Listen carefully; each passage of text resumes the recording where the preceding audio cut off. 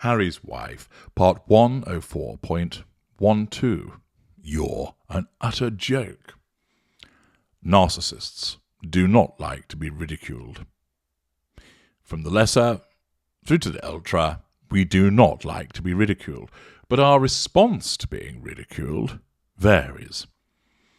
Greater and the ultra and possibly upper mid-range have the cognitive function, charisma, the narcraft, and the higher threshold on ignited fury to, if you will, suck up the ridicule and then respond with a pithy put-down, humorous response, a provocative answer, which essentially turns tables, causing other people to laugh at the ridiculer.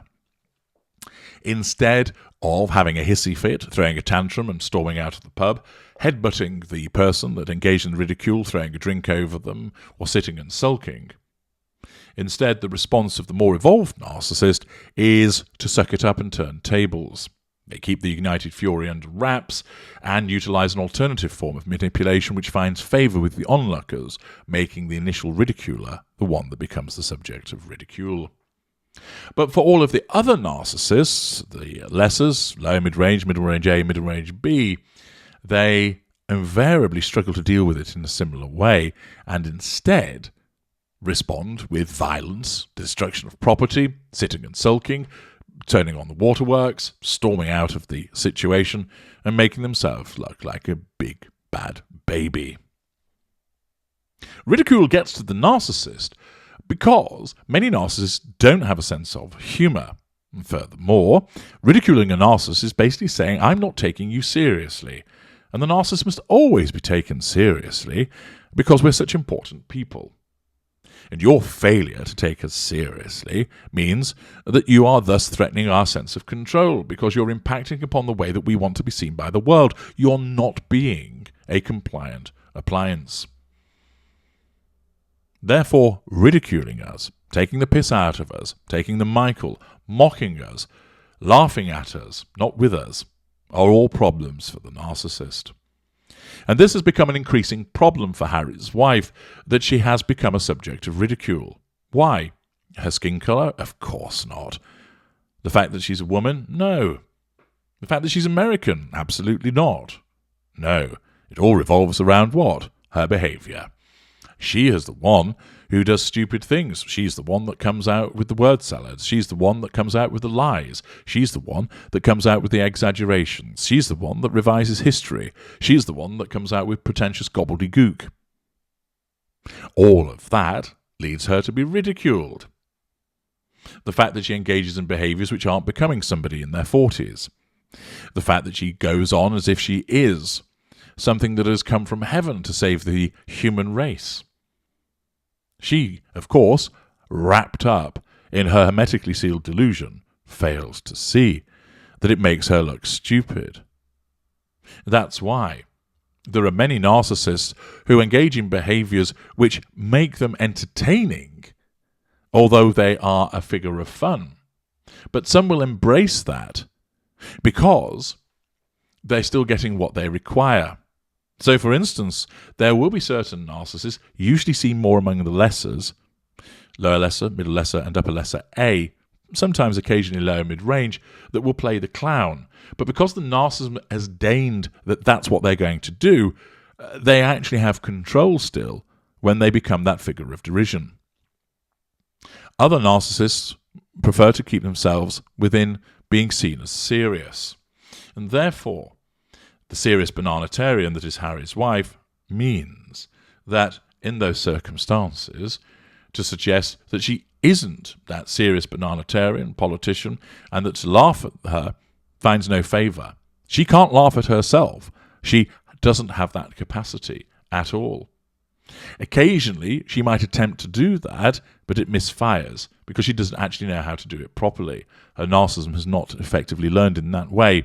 The cherry picker in that warehouse of replication, watch The Imitation Game, has either gone to an empty shelf or has gone to faulty goods. The ridicule of Harry's wife continues, and Once again, Hilary Rose of The Times engages in the mickey-taking, which gives me an opportunity to explain to you why narcissists don't like ridicule and how we respond to it, whilst, of course, allowing you to enjoy another slice of Hilary Rose's wit, appertaining to the ridiculous behaviours of Harry's wife. Her article reads, Harry's Wife's Podcast, Pregnancy Meditations and Inflatable Pizza. We will start by going straight to the end of Harry's wife's latest podcast, because it's usually for the best. This week's is called Good Wife, Bad Wife, Good Mom, Bad Mom, and we're promised a raw and enlightening chat. And raw and enlightening is exactly what I'm up for. So over to you, Harry's wife. I'm ready. Beyond ideas of wrongdoing and right-doing, there is a field, she says in her sign-off. I'll meet you there. But is it ploughed? I whisper to my laptop. Do I need wellies? I sometimes wonder if Harry's wife's sentences would make more sense if I put the words in a different order. The identification of word salad. This episode features her dear friend Sophie Gregor Trudeau, who is the wife of the Canadian Prime Minister Justin Trudeau, and inevitably a humanitarian and activist. And what if I never become a humanitarian or an activist? What if I waste my life trying to earn a living and have a nice time with people I love? Gregor Trudeau is also, Harry's wife says, someone who has become so emblematic of the strength that comes from embracing humanity. And I worry that perhaps I'm not embracing humanity enough, or even at all. Harry's wife says that her friend is keeping that sense of self while holding up the mantle of what comes with being a parent and a spouse, which I think means living. We learn that Gregor Trudeau used to send Harry's wife little meditations during her pregnancy. And my friends confirm that when they were pregnant, little meditations would have been just the ticket and almost as useful as the lavender-scented candles that featured heavily on the birth plan for their first child and not at all on the birth plan for their second. I absolutely adore you, flattery, Harry's wife says to Gregor Trudeau, which is an excellent way to begin a raw and enlightening interview, and I will remember it if I ever have to interview George Clooney. We often define freedom as a way to be free from the world, but it's really a way to be free in the world, Trudeau says, ending decades of suspense. We learn that Harry's wife has been hanging out with her girlfriends by the pool, which boasts an inflatable pizza slice, and that the one without pepperoni was a few dollars cheaper than the one with pepperoni. And who knows, maybe the sloppy Giuseppe could have broken the bank, and maybe I could cope with this stream of conscious gibberish if I meditated more. Then Harry's wife says the words we've all been longing to hear. She's read a book. It never ends well when Harry's wife reads a book. I've listened to 9 of these podcasts, and not once has she given a shout-out to Jilly Cooper. This week's book is called A Radical Awakening, and she reads us a poem about a woman who discards her old ways and shreds her list of shoulds and obligations. She finds that artifice and guile leave her nauseated, and the parental tentacles of tradition no longer divine her truth. And if that doesn't make you yearn for Rupert Campbell Black playing naked tennis with someone else's wife, nothing will. The rest of the podcast is the usual trot through everything that is wrong with everyone else. Don't destroy your essence for this illusion of perfectionism, says one of the guests. I forget who. Does it matter? The best woman you can be is the authentic one, who is deeply connected to her own knowing, says another. We talk about pendulums, which Harry's wife rejects, and the limiting vision or limiting version of the mould that society's carved out for us. A mould so limiting, it doesn't even allow for a woman to be born in California, find fame as an actress, marry an English prince, hobnob with the late Queen, and then go on Oprah to speak her truth. Pamela Adlon is a writer, actor, director who says she uses the surname Jupiter because someone told her, you need a pirate name. And that is a direct quote, and I am not making this shit up. At 13 minutes in, Harry's wife starts squeaking.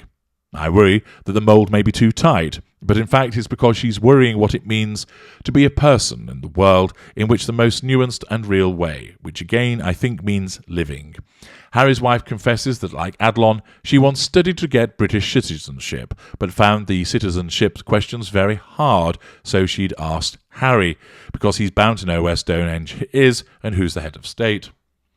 She takes a call from her mum, Doria, although her dad might have made for more interesting listening. "Do you have a smiley face on?" Doria asks, and Harry's wife confirms that she does, and that she's hanging in there like a brave little soldier. Before you know it, or 43 minutes precisely to those of us who are counting, we're on the patriarchy. And what on earth more can I even say to that, says Harry's wife, before saying more. Finally, the random word generator spews out more authentic truth and self-knowledge, but with no final shout-out for parental tentacles, which is surely an oversight. She's back again next week, she promises. Yay. Once again, a good thorough piss-taking of the word salad beige nonsense that Harry's wife has spouted. Another credible journalist pointing out what all that is wrong with this nonsense, and she continues to be ridiculed, and she will not like that. I'm H.G. Tudor. Thank you for listening.